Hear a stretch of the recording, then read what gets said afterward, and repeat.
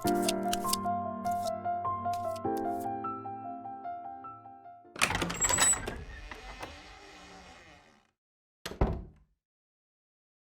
afternoon, or should I say evening, morning. Morning? At any rate, I'm the Game Master. Pleased to make your acquaintance. Before we begin, there is something I must tell you. You see, my job is to draw you into this world with my voice and cards, which is why I believe it best for you to play with the sound on. In fact, I insist on it.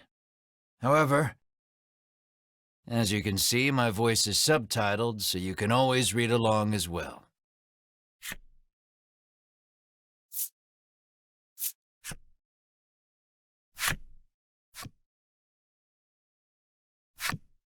Now then, are you ready? Let's begin.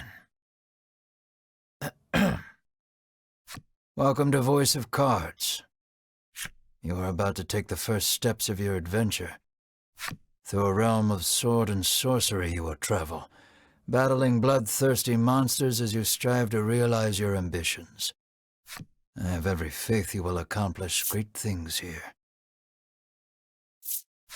I am merely a witness to your exploits. Now then, your departure draws nigh. May your journey be a safe one.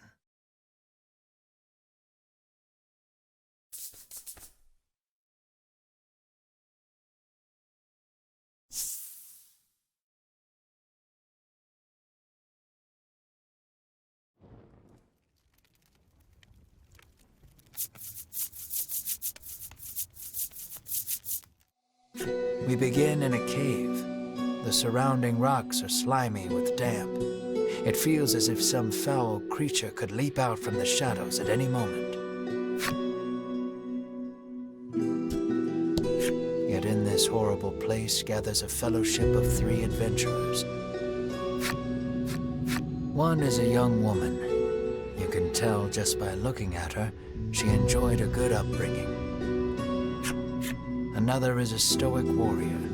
He stands at the ready, scanning his surroundings for any sign of threat. Last but not least is the old man. He has a sagely air and gazes into the darkness stretching out before him. These adventurers seek a certain treasure hidden in this cave.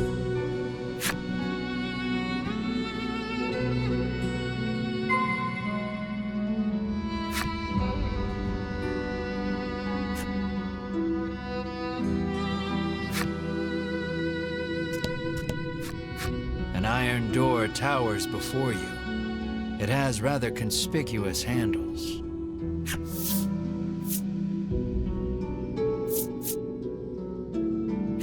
The stoic man takes hold of the handles and pulls as hard as he can, but the door doesn't so much as budge. The stoic man winds his leg back and lets fly a powerful kick into the door. As his foot connects, the door trundles to the side. So it was one of those sliding contraptions.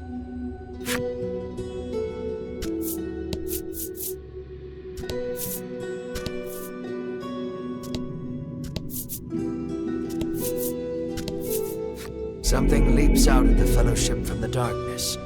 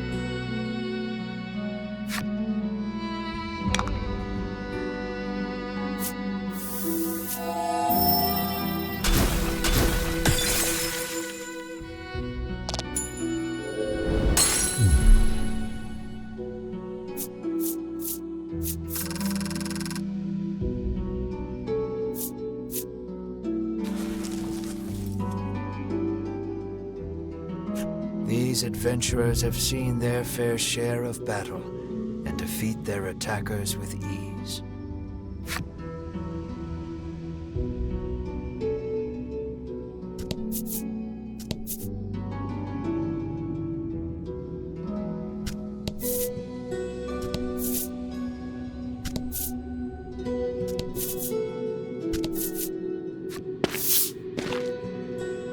As the trio approaches the treasure chest, an awful rumbling resounds deep in the cave.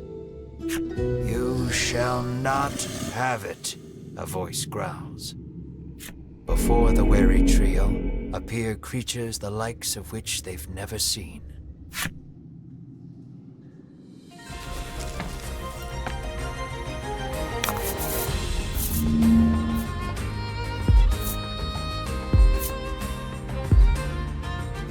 About the enemy.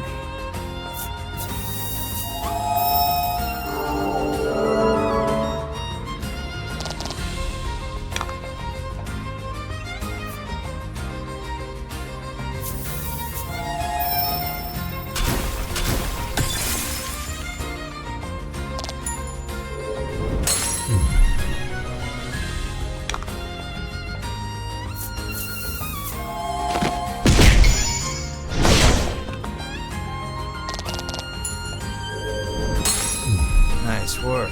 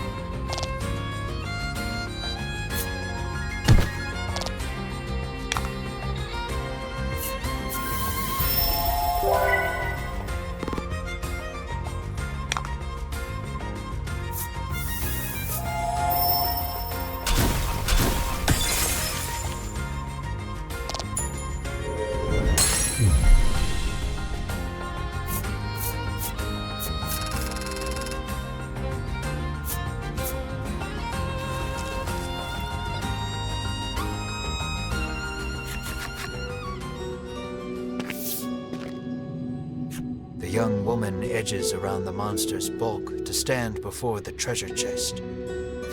There is treasure inside, no doubt about it, but it's locked tight.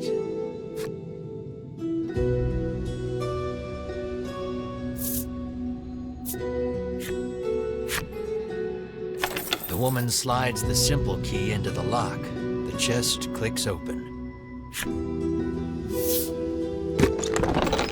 Inside is what appears for all the world to be an ordinary medicine bottle. At last, we've retrieved the royal treasure, the old man says. The woman and warrior exchange a nod.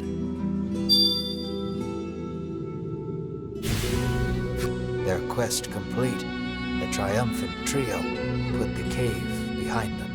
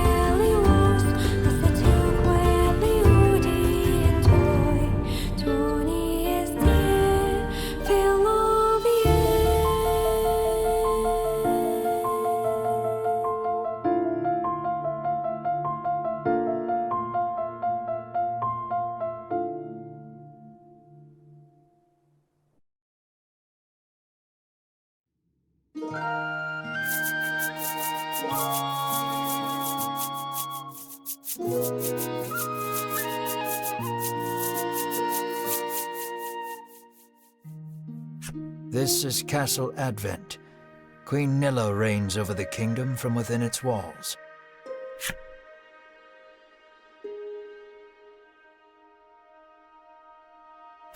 In the crowded audience chamber jostle all manner of knights, adventurers, and bounty hunters. The white-robed adventurers stand close to the throne. A palace guard calls over the tumult, "Be silent! Her Royal Majesty graces us with her presence."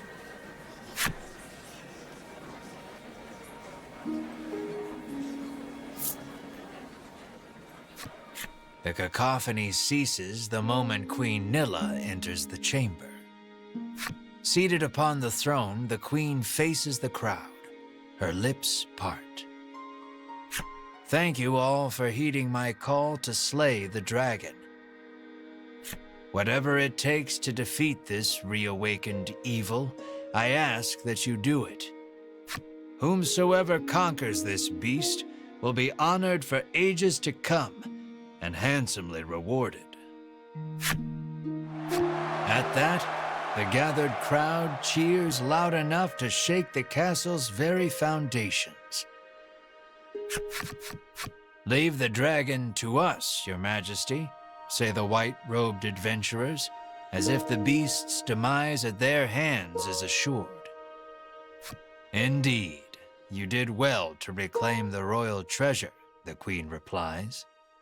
"I thank you, for my stomach becomes most upset without it, so the treasure is a staple of the royal medicine cabinet. It puts my mind at ease to know the Ivory Order offers its aid in slaying the dragon. The trio are disciples of the Ivory Order, a charitable organization beloved the realm over.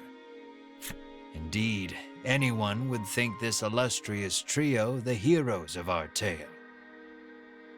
But they'd be wrong.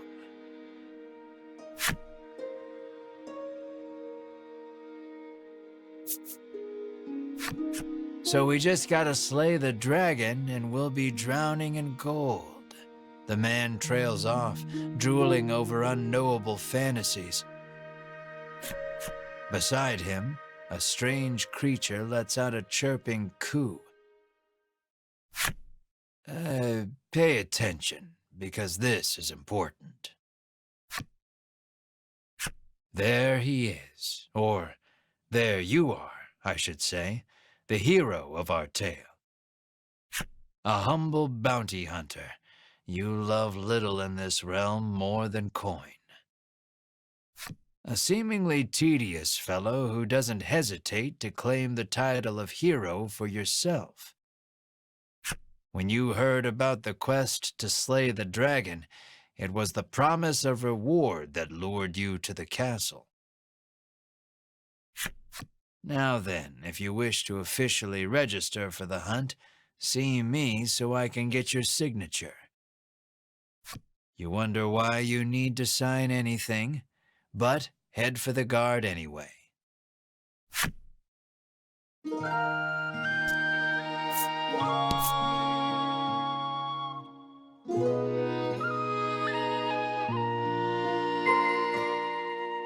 Shall we?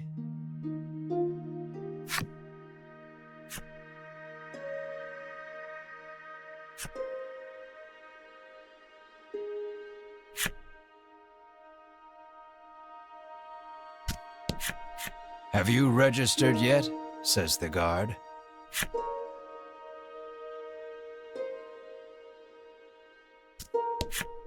Scared of the dragon? Scoffs the guard.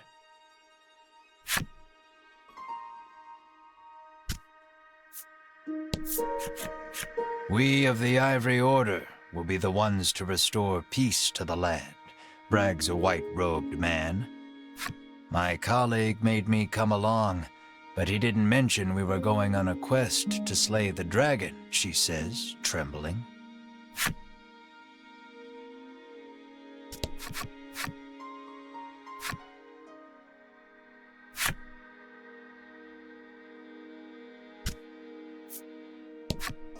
The man takes one look at your companion and shrieks, "Monster!"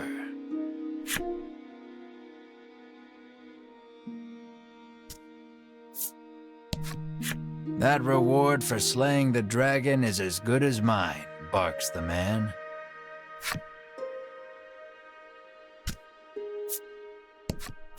"You think the dragon's really as tough as they say?" asks the man, his knees knocking together.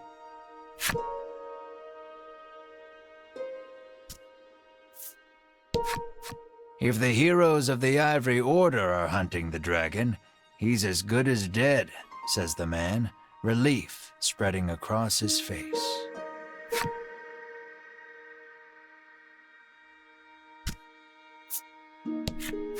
"You'll need tough gear if you're going to beat the dragon," the man tells you.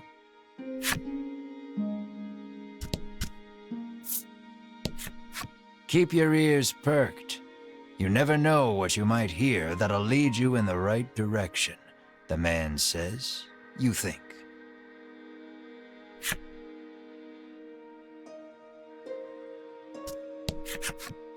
The Ivory Order trio stands before you. They seem not the most approachable of parties, but...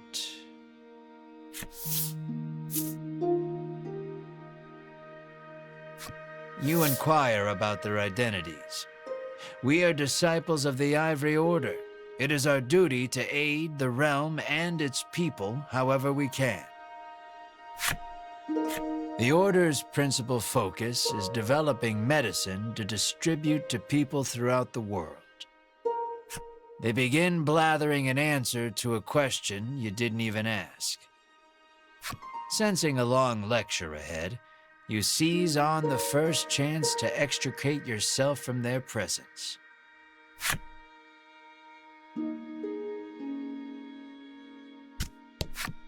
"Go talk to the guard on the left to sign your name on the register." You try to speak to Queen Nilla, but a guard blocks your path. Figures a nobody bounty hunter can't just walk up to a queen and start chatting like they're best friends.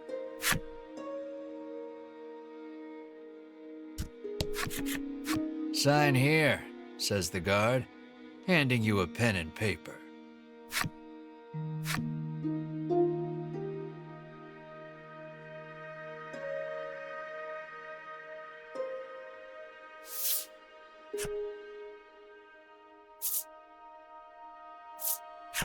You sign your name. A fine name. After you've signed, the guard motions to the strange creature beside you, the monster too. You sign your companion's name as well, Mar. Mar, your friend and sometimes traveling companion. Though he can't speak the human tongue, he seems to understand it well enough. Thank you. Now we'll know what to have engraved on your tombstones. Can't ask the dead what name to mark their grave with, after all, the guard chortles. You want the reward as badly as you don't want to die.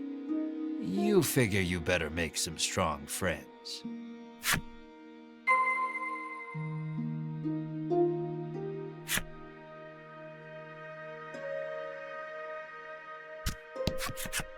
Offer to join forces with the Ivory Order trio? We select few are sufficient to defeat the dragon. We require no additional aid. And we certainly don't require the aid of a no-name wastrel. With that, the trio takes their leave of the castle.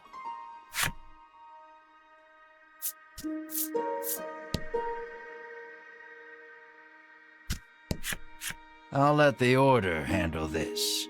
Me, I'm heading home.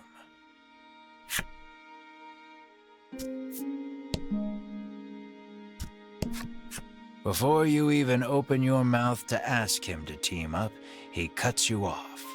Thanks, but no thanks.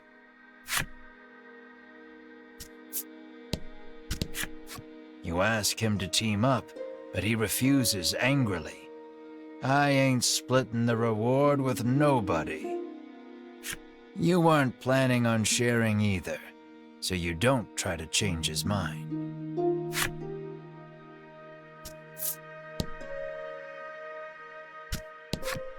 You'll need tough gear, the man says, wandering off.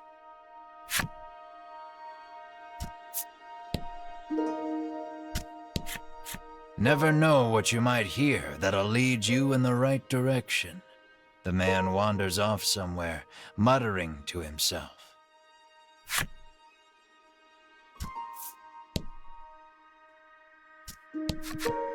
Let us depart. We have a realm to save. He grabs his less than enthused colleague by the wrist and drags her off. You catch a glimpse of the terrified look on her face, and then the two disappear out of the audience chamber.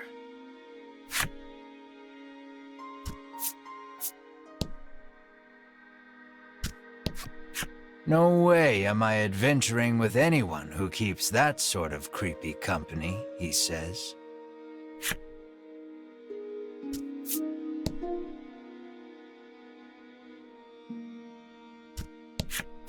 I am one of the guards charged with the castle's protection. I take not a single step from my post. I am one of the guards charged with the castle's protection. I'll leave the dragon slaying to you adventurers.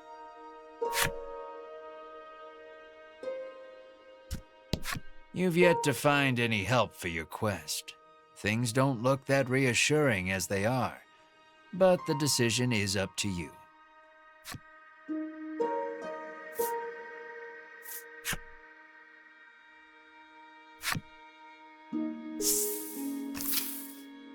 In the end, you set out, just the two of you, to hunt the dragon.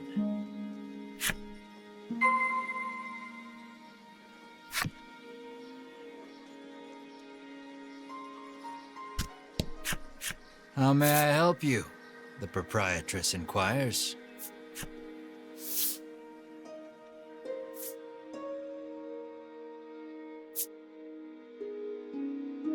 Will that be all? The proprietress asks.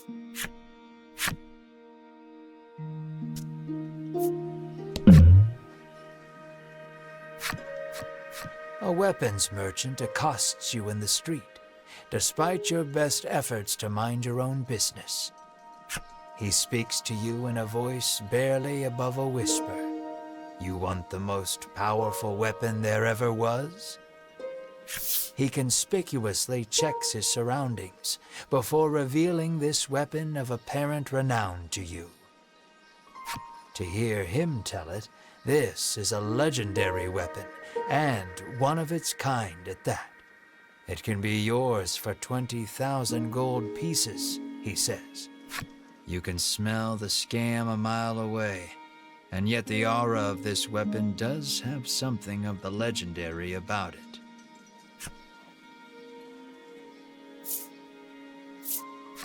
You ask who in their right mind would pay so much for something so clearly fake, stolen, or forged.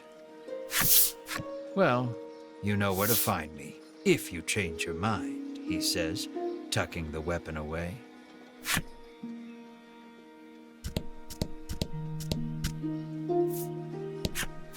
The old man kindly warned you of the dangerous monsters outside of town. The door is shut tight. You spy a keyhole on it, suggesting the existence of a corresponding key.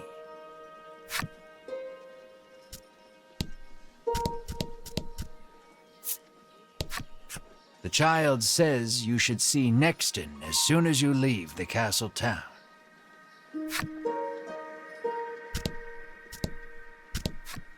You peek inside the carriage shop only to hear the owner call out that they're closed. Guess you won't be making use of them after all.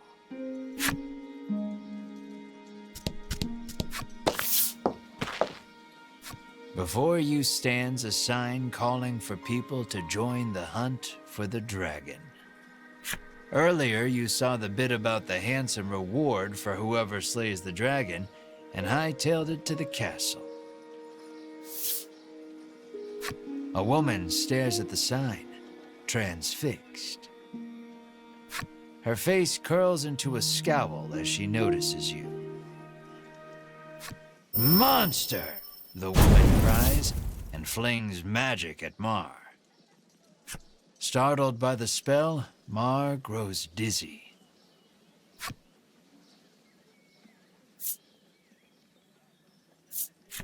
You gather the dizzy Mar in your arms and glare at the woman. "This ain't a monster," you growl, as the woman snarls over you, "I hate monsters." The two of you bicker for quite a while.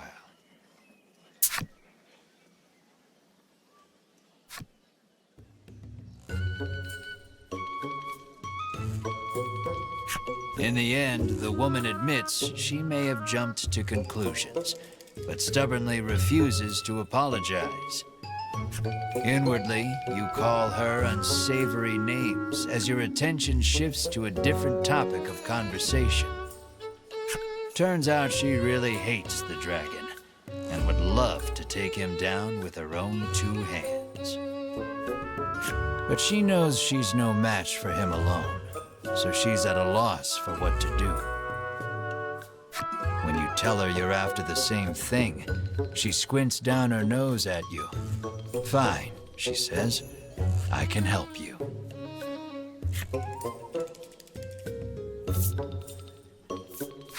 She's a little annoying, but you are looking for quest companions. "I only want to see the dragon dead. I don't care about anything else," she mutters. You overhear her remarks and grin without thinking. Then you don't care about getting a share of the reward. That suits you perfectly. You happily join forces with the black-clad woman. She introduces herself as Melanie. She tells you she is a witch, but says nothing of why she hates monsters or what grudge she bears against the dragon.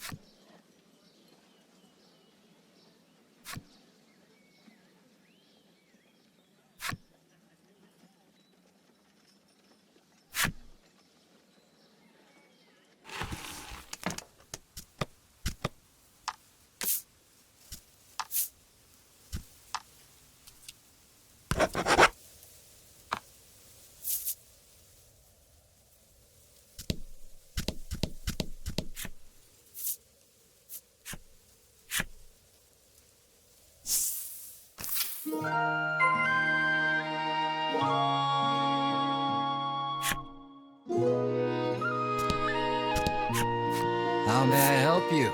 the proprietor inquires.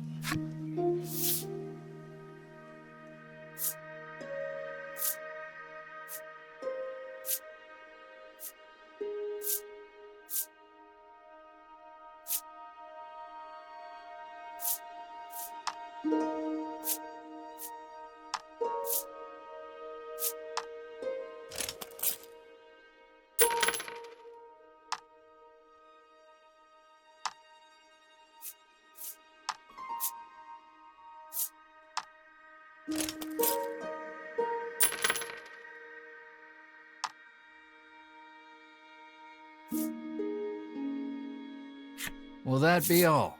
the proprietor asks.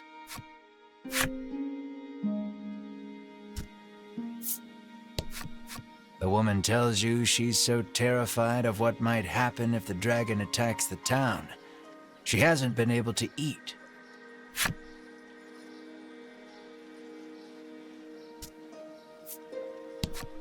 Welcome to Nexton, hails a man.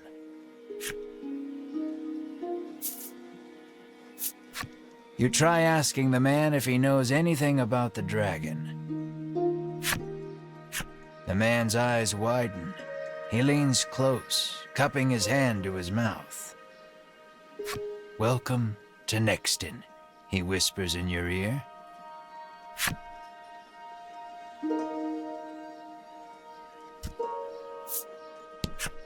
The man helpfully advises you take the opportunity to purchase equipment and curatives while you are in town.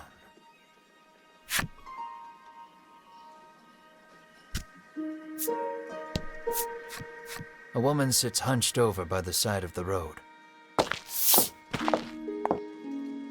Upon catching sight of you, she calls out for your aid. She's sprained her ankle and needs you to take her to the nearby apothecary.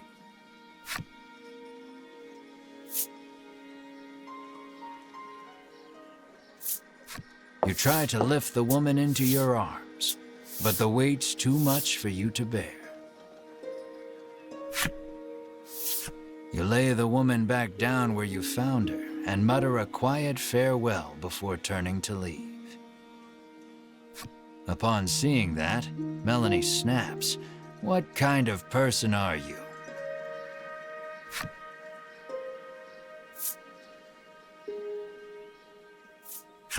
Ain't like it's my fault she's hurt, you whine like a child.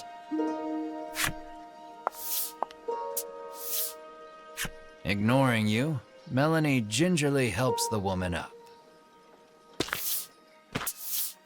Mar bends so the woman can get on his back, and the two of them head off in search of the apothecary. You watch them walk away for a moment before following, complaining to yourself about what a waste of time this is.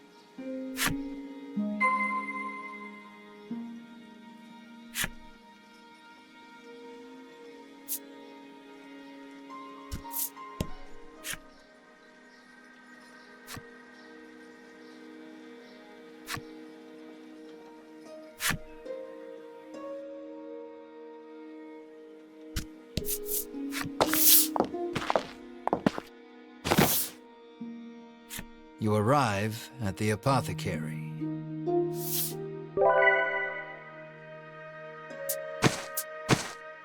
After taking a curative, the woman begins hopping up and down. Nothing holds a candle to Ivory Order medicine, she beams. She thanks you and pulls something from her breast pocket.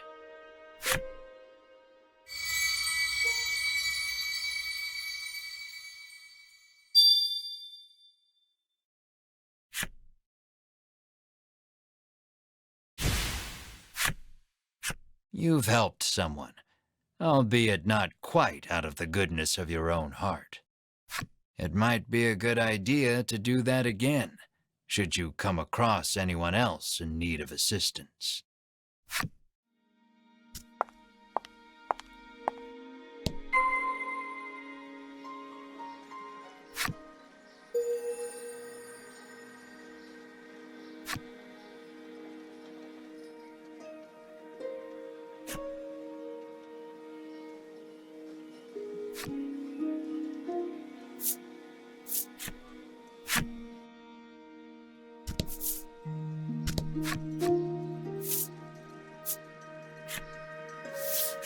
A realization confronts your urge to shop. You can't buy anything with the meager money in your possession. So what'll it be? I appreciate your honesty.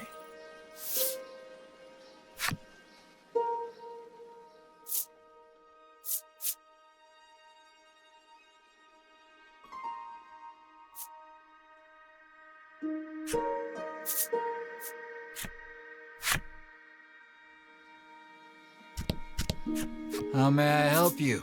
The proprietress inquires.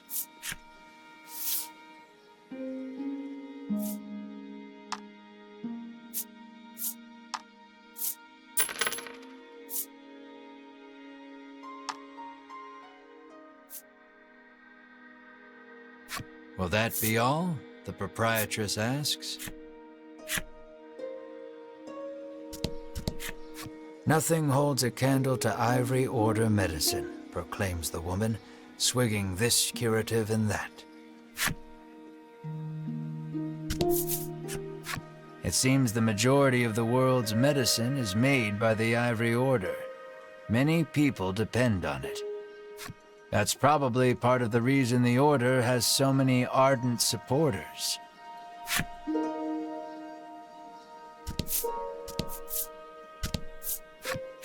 Apparently, a monster researcher lives in Thriston and might know something about the dragon.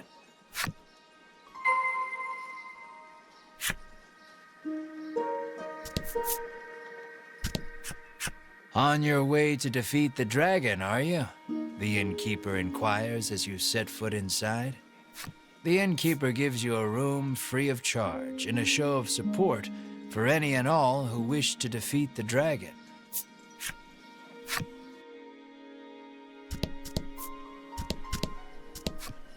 The girl says if you follow this road northwest for a bit, you'll come to Thriston. It seems you've learned all you can here. Time to move on.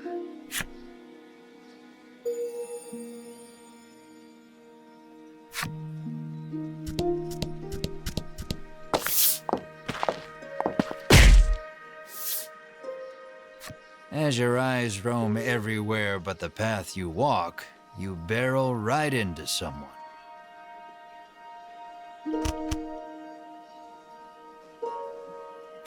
When you turn to see who it is, you see the Ivory Order trio from the castle. Winifred, are you all right? The sagely old man asks the woman, voice full of concern. I'm fine, the woman called Winifred replies. Thank you, Hedwin. Berwin, the old man calls, turning to their stoic companion. He jerks forward, as if to defend Hedwin and Winifred. The trio advances on you. How dare you treat disciples of the Ivory Order with such disrespect?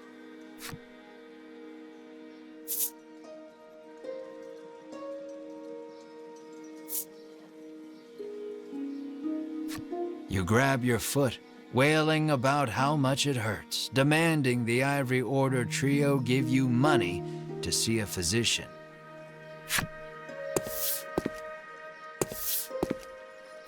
Berwin pokes at your foot, proving nothing is actually broken. Muttering a half-hearted apology, you try to keep walking. But that's when you notice something in your hand. Looks like you accidentally grabbed Winifred's coin purse when you ran into her. Thief, bellows Berwin, drawing his weapon. Guess you've got to fight your way past.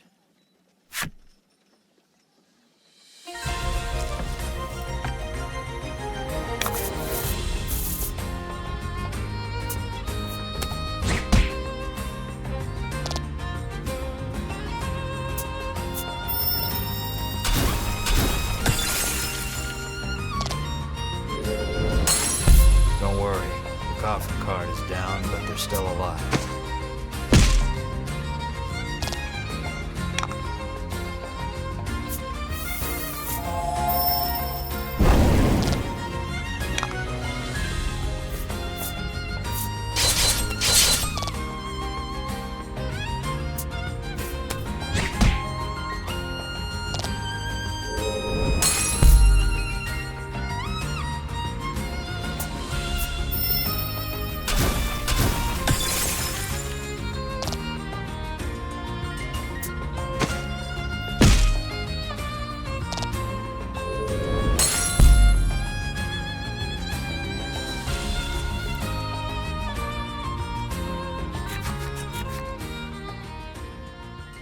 The Ivory Order laid you out flat. The Ivory Order trio looks at you like they can't believe such a weakling would even try to hunt down the dragon. Taking pity on your ineptitude, The Ivory Order trio uses their magic to heal your wounds. We mustn't tarry any longer. To the monster researcher of Thriston with us, Hedwin urges his companions and the trio depart.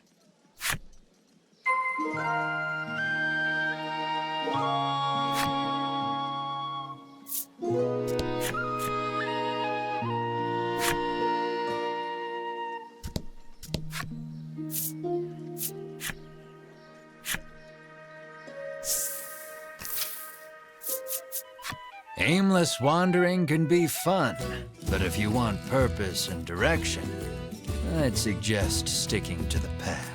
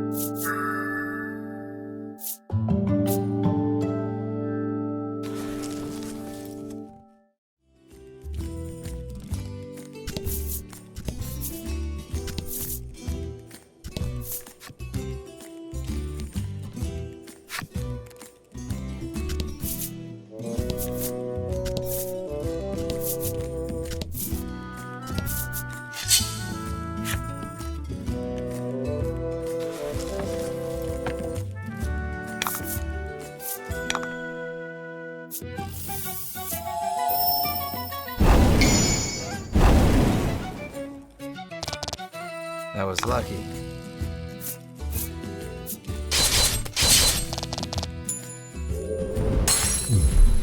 You did great.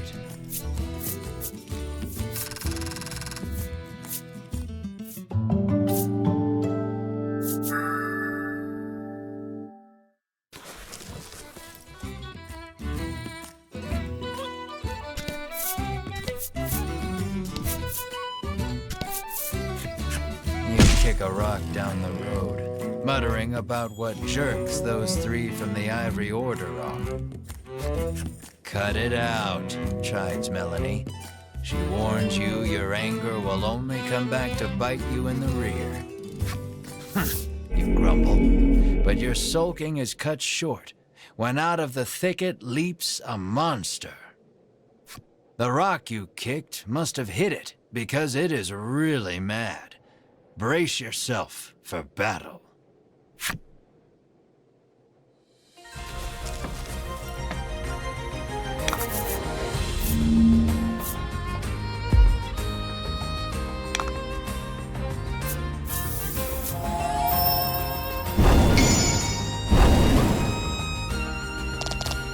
Nice work.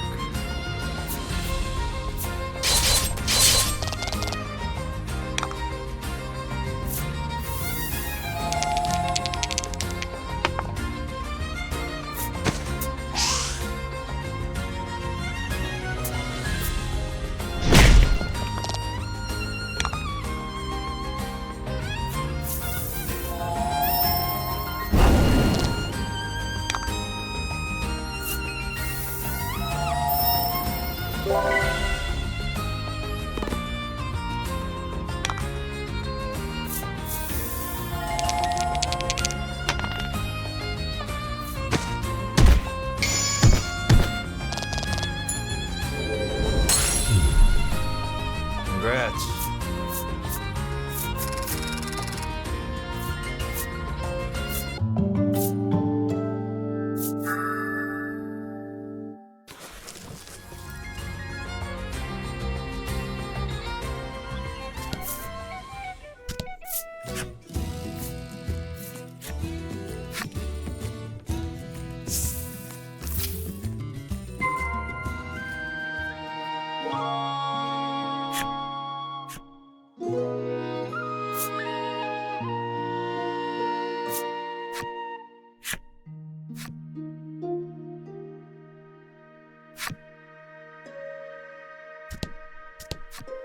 Welcome. 100 gold pieces will get you wherever you're headed, the master says as you set foot in the carriage shop. You will be instantly transported to any location you've previously visited. Travel for 100 gold pieces?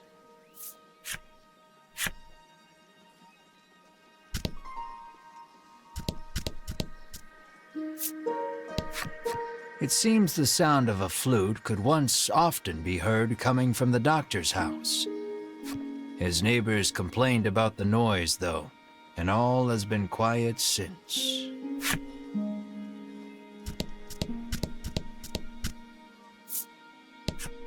The man says you'll need a torch to explore caves, and, he adds, it just so happens you can buy them at the item shop.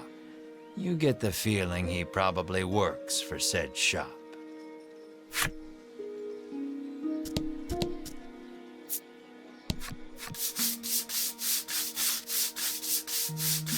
The man scours his skin with a washcloth, trying to rid himself of all odor.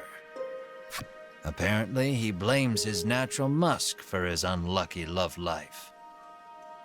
You catch a whiff of scent wafting off him. It is rather pungent. An idea strikes you. Maybe getting rid of the toxins within the body would get rid of the odor without, too.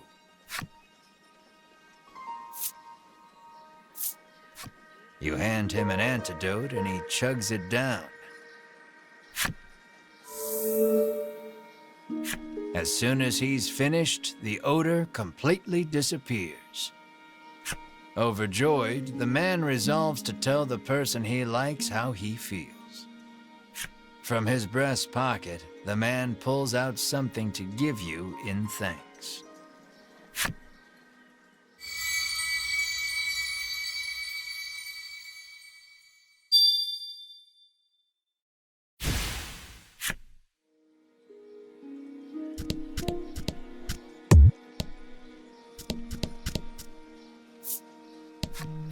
Apparently, monsters have been mugging people along this stretch of road lately. The Ivory Order is searching for where they're stashing the stolen goods.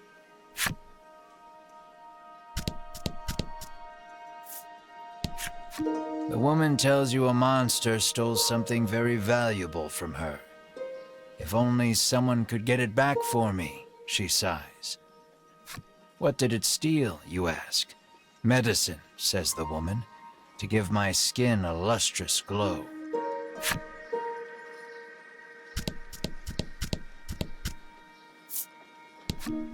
The woman, who fashions herself a missionary of love, haughtily cries she's too beautiful and popular for her own good.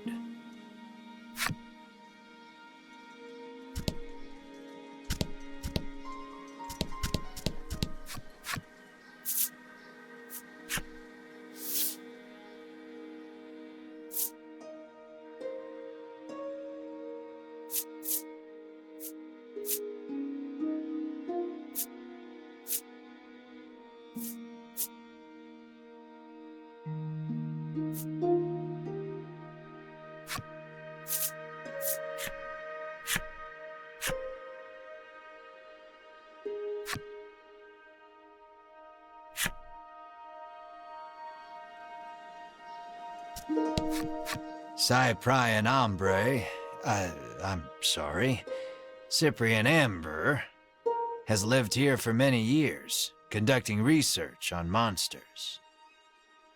All the townsfolk affectionately call him Cypri. If anyone knows anything about the dragon, it's him. He's a veritable monster expert.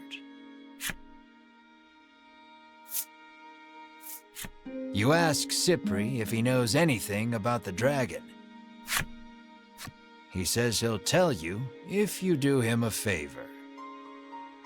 The monsters stole a precious treasure from him.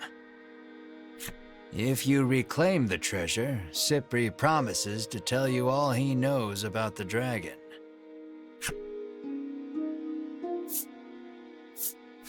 It seems the treasure-thieving monster makes its hideout in the Western Cave.